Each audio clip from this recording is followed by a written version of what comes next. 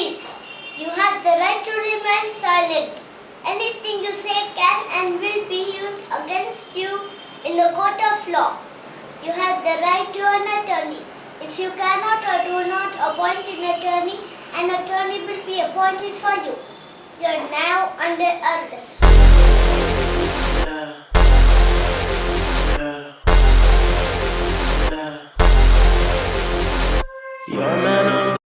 Environment from which an offender comes from influence whether or not he or she will commit a crime again. The answer is yes. The reason why is because we as humans are influenced by our surroundings.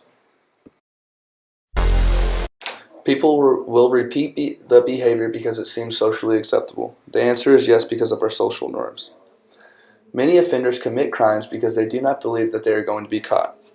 So many people get away with this offense, which makes them feel invincible and continue to keep making their actions. Does the severity of the punishment influence whether or not he or she will commit the action again? The answer is yes, because people will not commit an offense if the punishment is too severe. Parsimony. Is the theory simple? The answer to that is yes. Scope. What does the theory try to explain? The theory tries to explain the deterrent effects of sanctions on success or failure of probationers and how informal social control processes review individual level predictors. Logical consistency. Does the theory make sense? The answer to that is also yes. There is logical consistency in the fact that predictors such as period of probation, past criminal history, swiftness of punishment, severity of punishment, completion of DWI education programs, and more would play a major role in whether or not the probationers would drive drunk again. Social acceptance. Humans are more likely to take part in illegal activities or drive drunk if it is seen as socially acceptable. Maximization of pleasure. We as humans want to maximize our pleasure, so we would drive under intoxication if we knew there was little chance of being caught.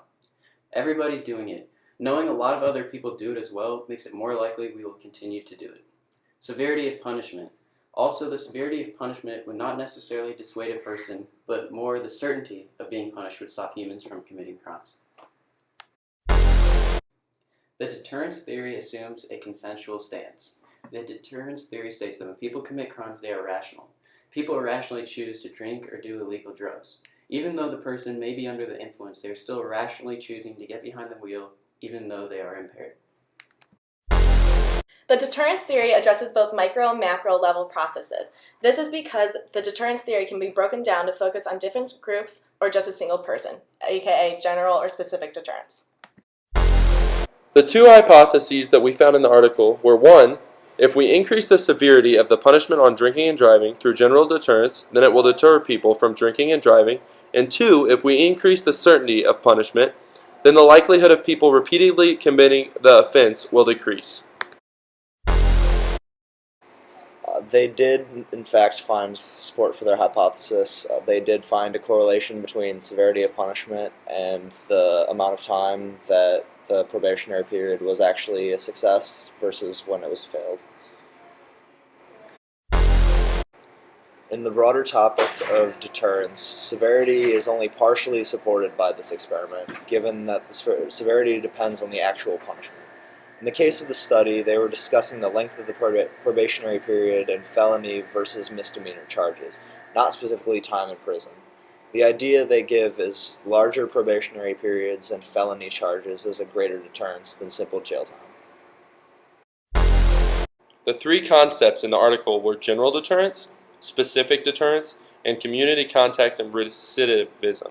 We see a direct correlation between both general deterrence and specific deterrence, as well as community context and recidivism. General deterrence really focuses on preventing people from offending, as opposed to specific deterrence focuses more on current offenders and preventing them from repeating their actions.